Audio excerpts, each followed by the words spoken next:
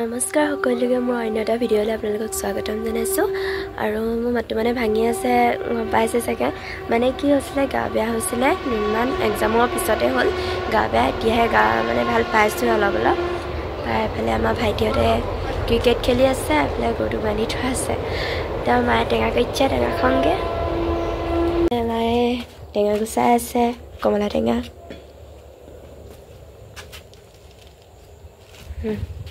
এফালে চাই দিয়া ইয়াত টেঙা খাম ইফালে আমাৰ পথাৰখন চাওক কিমান ধুনীয়াকৈ ধানবোৰ ভাল লাগিছে দেখি কালি ইফালে ধানবোৰ মানে চববোৰ পৰি গ'ল দেই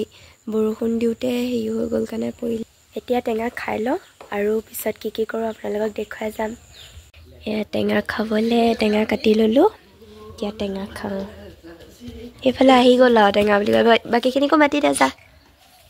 চৌকে মাতি দে জাগনহঁতক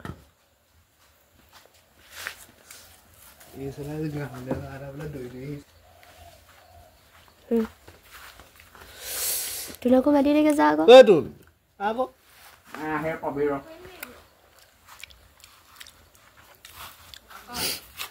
পানী খা আমি টেঙা খাই আছোঁ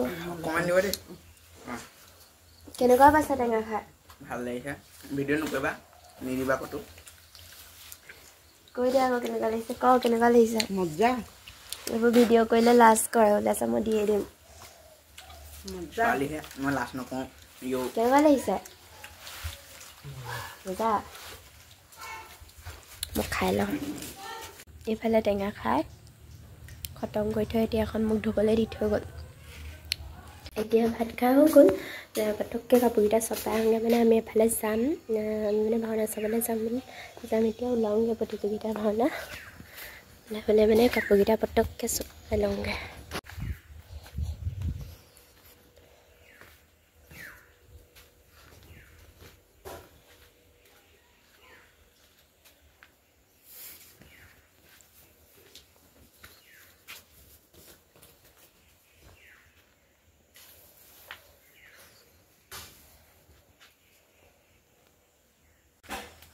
এফালে মায়ে পানী নি আছে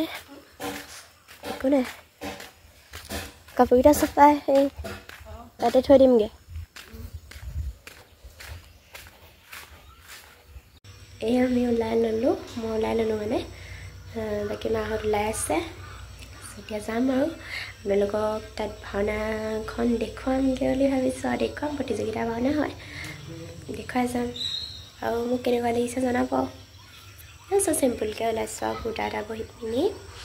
এনেকৈ ওলাইছোঁ এইফালে আমাৰ বৌ ওলালে বাহিৰা ওলালে মা ওলালে তাৰপৰা এতিয়া ঘূৰি আহিবলৈ বাকী আছে এইফালে আমাৰ ভাইটি আৰু বৰ্তা গ'ল দেই আগত সিহঁতে আগত গ'ল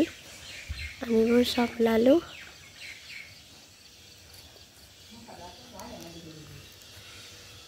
এইফালে আমি চব ওলাই ল'লোঁ বাহিৰা ওলাই ল'লে দেই এইফালে মা বৌ চব ওলাই ল'লে নাই কিবা এটা কৈ দিয়া মানে মাতটো ভাঙি আছে ভাওনা চাবলৈ ওলাইছোঁ আমি গোটেইখিনি ওলাই আহিলোঁ আৰু দেই এইফালে মা আগত আমিখিনি পাছে পাছে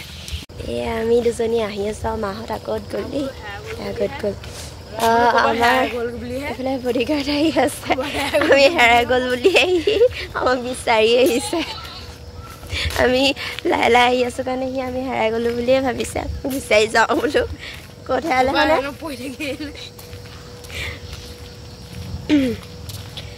আমি গৈ আছোঁ নামঘৰত ভাওনা চাবলৈ আজি ভাওনা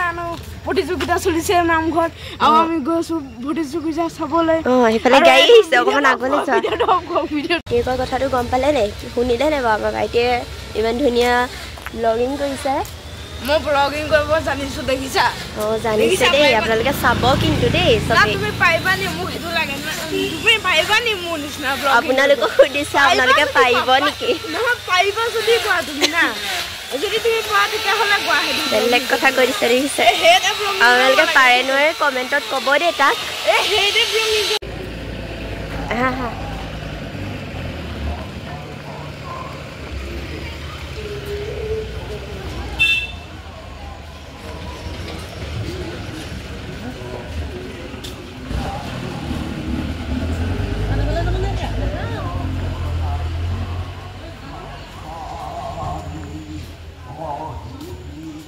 সমাজত এনেকুৱা ব্যক্তিৰ বহুত প্ৰয়োজন হয় আৰু তেখেতৰ যি স্মৃতি শক্তি সেই স্মৃতি শক্তিক 100 বাৰ শতকোটি প্ৰণাম জনাইছো সামগ্ৰিক আৰু কায়িক সহযোগিতা আগবঢ়ালে তাৰ বাবে উদযাপন সমিতিৰ আপোনাৰ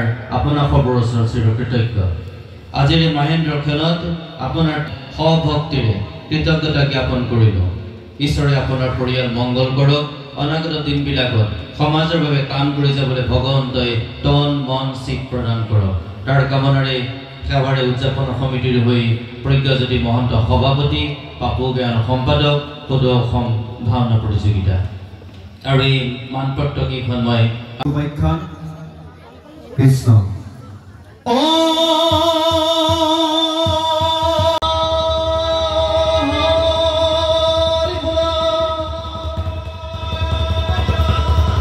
সবাৰ উপৰ ঠেলা যায় হৰি কৃষ্ণ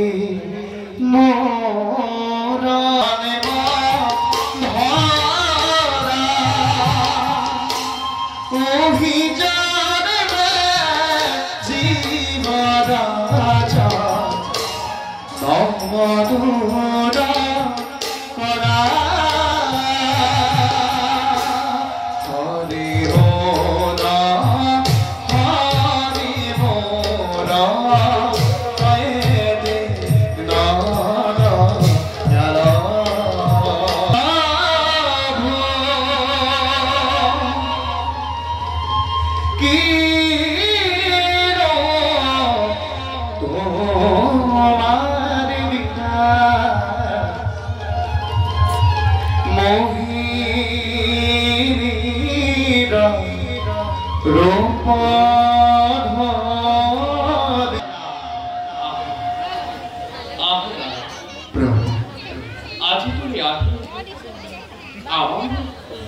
এই চৈছিলা যি দেখা হৈছে তাকেহে কোৱা হৈছে ভুল হলে ক্ষমান্তজনে নিশ্চয় ক্ষমিব পিছে প্ৰভু যি কৰা হ'ল সেয়া জানো উচিত হ'ল উচিত অনুচিত প্ৰশ্ন নাই নাৰ প্ৰভু যি যিহকে বিচাৰে আমি তাকেহে দিব পাৰোঁ মহাসমুদ্ৰ মন্থনত প্ৰভু অসুৰে যে অমৃত বিচৰা নাছিল বুলি কেনেকৈ জানিলে প্ৰভু যদি অমৃতেই বিচাৰিছিল আমাৰ নাৰী ৰূপ দেখি মোক গল কিয়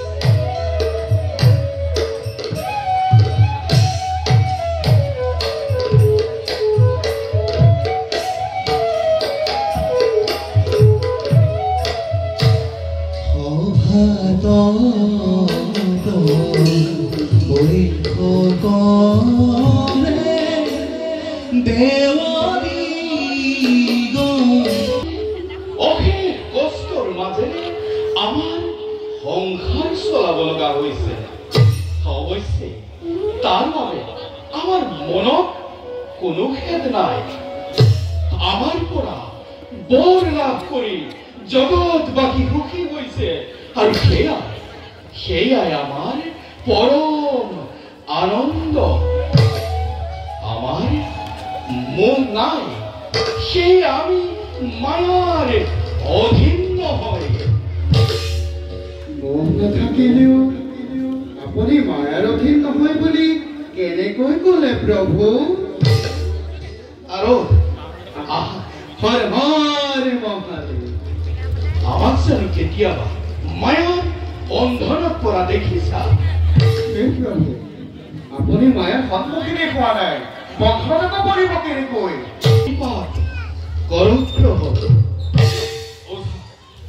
ওঠা বোলালা প্ৰভু হঠাৎ কইলা ফেৰি আমাৰ চাৰলৈ অহাৰ কাৰণ কি হে অন্তৰ্যামী জগতৰ আমাৰ আগমনৰ উদ্দেশ্য আপোনাৰ নহয় অবিদিত আপুনি যি অপূৰ্ব নাৰী মূৰ্তি ধৰি অসুৰক অমৃত পানৰ পৰা বঞ্চিত কৰিলে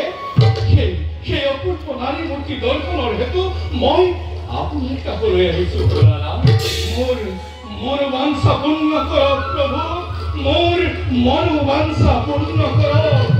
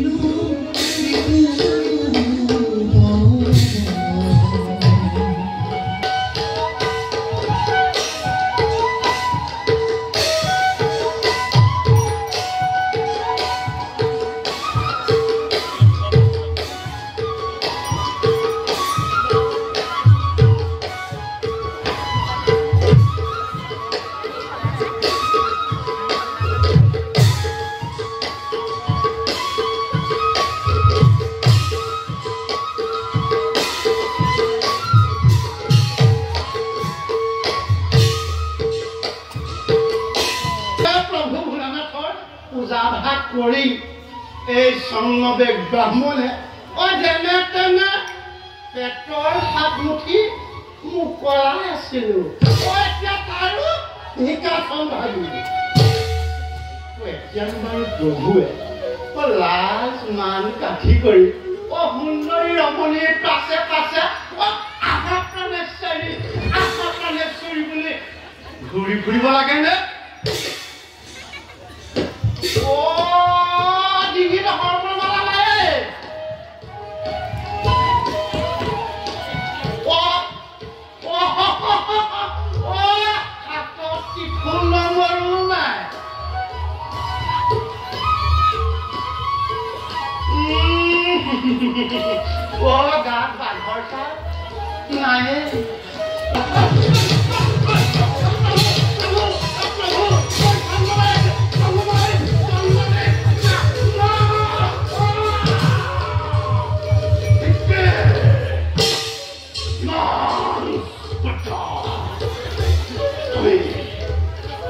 তুমি ঈশ্বৰ হয় ব্ৰহ্ম শক্তি বুঝিব নোৱাৰি না তুমি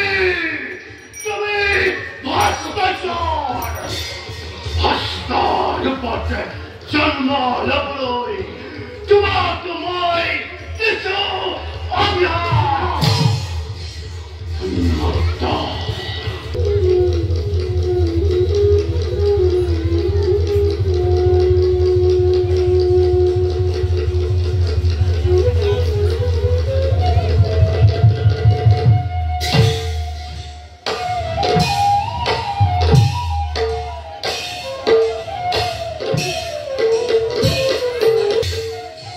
মহাৰাজ আমাৰ পৰিবাৰ কৰক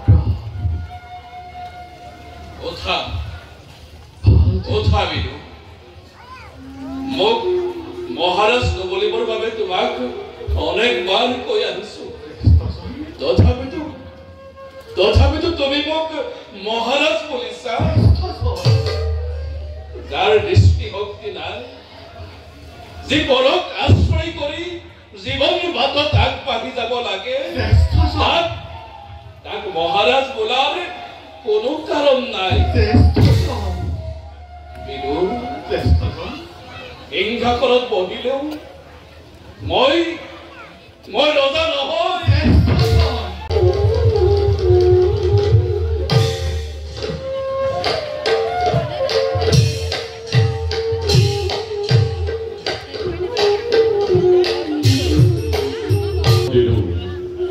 তথাপিতো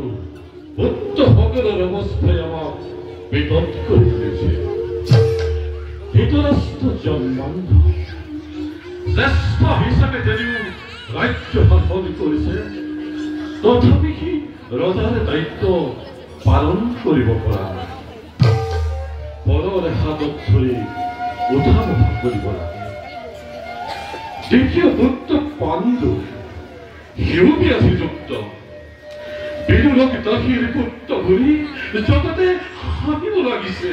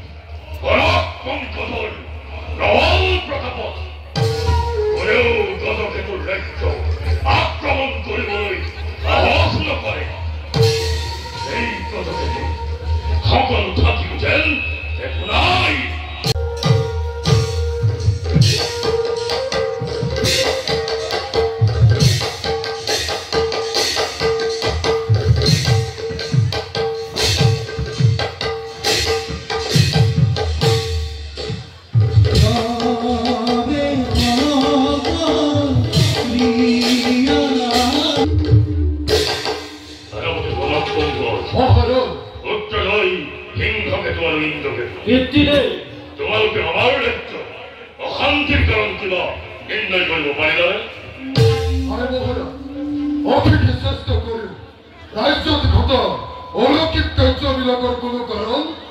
নিৰ্ধাৰণ কৰিব নোৱাৰি। স্বৰ্গৰে দেৱতা, মৰ্ত্যৰে মানৱ, পাতালৰে নায়কৰে এনে কোনো শক্তি নাই যাৰ ফলত আমাৰ ৰাজ্যত অবিৰতভাৱে অঘটন ঘটিব লাগিছে। আমি সৈন্যসকলকে লগত লৈ ৰাজ্যৰে চৌদিশে ঘূৰি একো নিৰ্ধাৰণ কৰিব নোৱাৰিলো ভিত্তিৰে। আৰু তুমি ইন্দ্ৰকেতু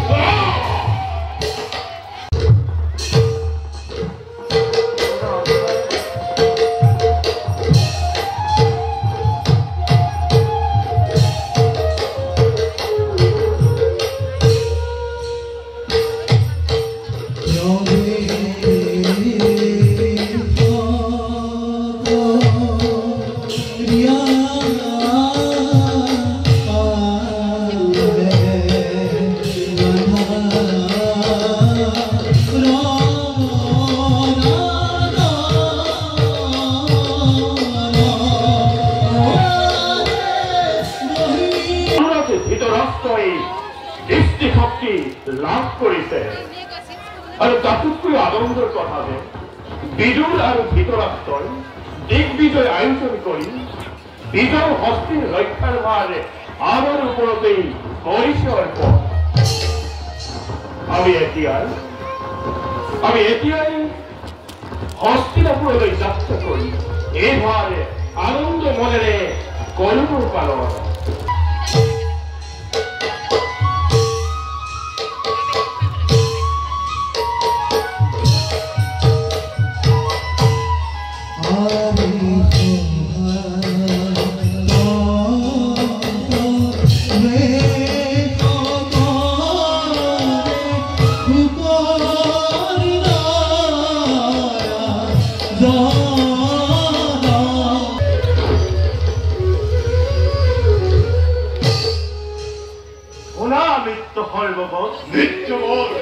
শুনিবলৈ পাইছো ৰাজা ধৃতৰাষ্ট্ৰই চক্ষু লাভ কৰি দিগ্বিজয়ৰ কৰিছে আয়োজন। এই ক্ষেত্ৰত আমাৰ কৰ্তব্য কি হোৱা উচিত? আমাৰ ৰাজ্য যদি আক্ৰমণ কৰে তেন্তে সেই আক্ৰমণ প্ৰতিহত কৰিব লাগিব। ইয়াৰ ফলতে আমাৰ ধনবল আৰু জনবলৰ হানি হ'ব। ইয়াৰ পৰা আমাৰ লাভ কি হ'ব? ইয়াত লাভ লোকচানৰ প্ৰশ্ন নাই। অত্যুভাৱে আৰু মৃত্যুক মৃত্যুভাৱে ব্যৱহাৰ কৰাটো সকলোৰে কৰ্তব্য।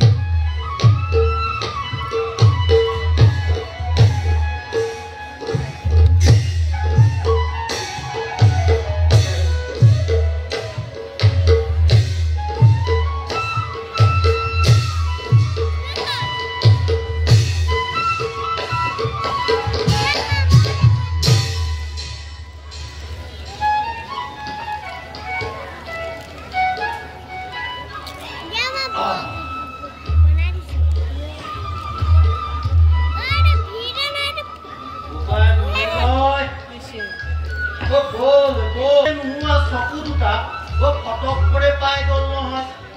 পিছে কি হ'ব কথাতে কয় নহয় পিঠিয়ে দিলেও পিঠাটাই নিদিয়ে ঈশ্বৰক পায়ো চকু খুজিলে মাত্ৰ 4 মাহৰ বাবে মাত্ৰ 4 মাহৰ বাবে বাৰু বজাৰৰ কথা আমিনো কি বুজিম বাৰু ব'ল যাওঁ ব'ল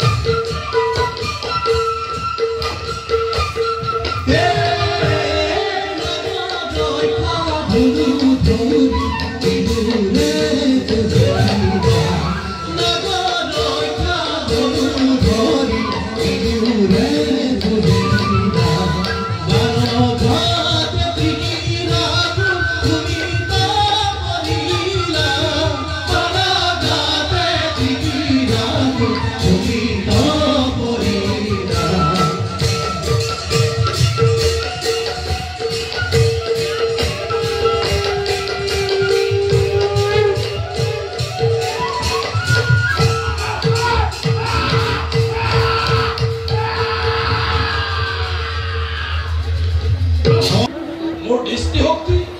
কিমান দিনৰ বাবে 4 মাহৰ বাবে নহয় জানো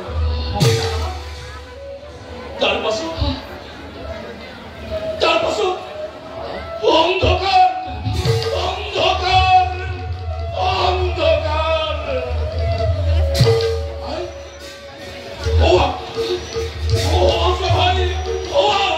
অন্ধকাৰ আহি আছে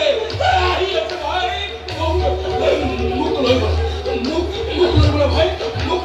পোহৰৰ পৰা অন্ধকাৰলৈ পৰা আন্ধাৰৰ পৰা অনন্ত লৈ পৰা ভাই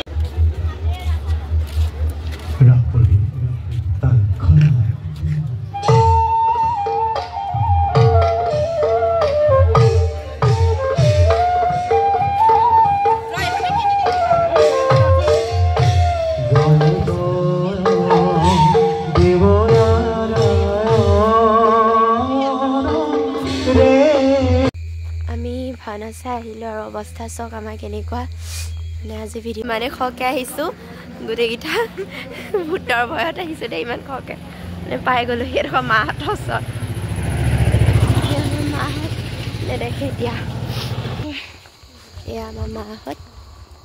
গৈ আছে আৰু এইফালে আমি আহি আছোঁ আৰু ভিডিঅ'টো যদি চাই ভাল পায় লাইক কমেণ্ট শ্বেয়াৰ ছাবস্ক্ৰাইব কৰি দিব আজিলৈ bye bye Goodbye. Tata, see you later.